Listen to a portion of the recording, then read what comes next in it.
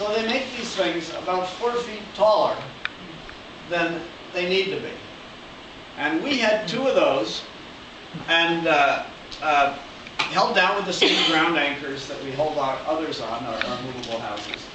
And we had a really hell of a windstorm one spring. And most of the time our winds come from the north or south. This one had 80-mile-an-hour gusts from the east. All our houses sit east-west. Here is this huge, tall end wall. The gust hit it directly, and I happened to be walking by, and the ground was just soggy enough. It hit that, and one corner of that greenhouse, you could hear the ground anchor sucked up. One corner lifted about 6 feet in the air, and the gust abated and went back down. And I sprinted, and I got the tractor to go over and drop the bucket on that, and it made it through the storm. But I talked to Harnois, and I asked them, if they would send somebody to cut 4 feet off the bottom of this thing, because it's just like a sail in your sailboat. You put that up another 4 feet higher, and the sailboat that used to be wonderful is going to tip over all the time. The beauty of the houses that we've ended up with, this Gothic arch shape is very good in the wind.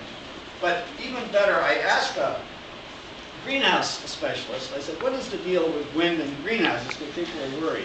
And he said, fortunately, this is shaped like an upside-down airplane wing. And so it wants to go down when the wind blows on it. And the only time you can get into trouble is with direct hits on the end wall. And I said, that Harnois house stuck up like that. It was just too high. And so these normal houses are a much better deal. And we get blizzards, we get hurricanes, we have all sorts of wind. I've never considered that these things were going to be any problem except for that one extra tall house. So is it the little Gothic peak that creates that downward thrust? No, he just indicated that almost any Quonset hut shape has the effect of being an upside-down airplane wing, and that the forces of the wind is going to go over it and push it down. It isn't going to suck it up. That was the way he described it. Yes. So the lower one, you have less accessibility in growing next to the wall, where the rail one, you've got a lot more headspace. Yeah, this happens to be a design that goes up a little straighter before it comes over.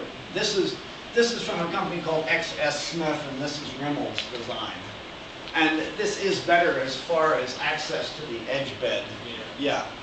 Although, even in here, we're still only going to put steak tomatoes in the center 4 beds.